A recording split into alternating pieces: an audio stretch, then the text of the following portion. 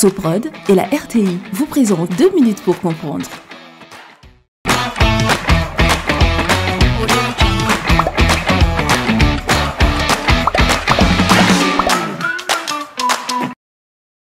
Bonjour, bienvenue dans 2 minutes pour comprendre, votre capsule quotidienne qui vous aide à comprendre comment fonctionne le monde qui nous entoure.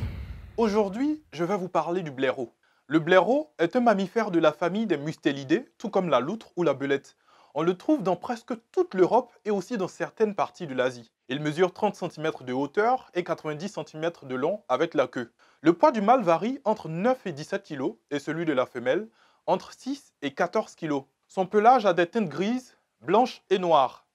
Quant à sa tête fine, elle porte un petit masque noir et blanc bien typique. Ses glandes odorantes permettent au blaireau de marquer son territoire, mais c'est aussi un signe de reconnaissance entre membres d'un même clan. Pour s'imprégner mutuellement de leur odeur, les blaireaux font des séances de fesse à fesse. Le blaireau vit dans le bois où il creuse des terriers.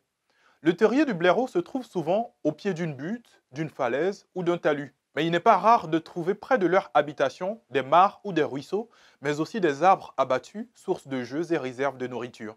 Le régime alimentaire du blaireau est habituellement composé de fruits, de vers de terre, de racines, d'insectes, d'œufs, d'oisillons, de petits quadrupèdes, de grenouilles.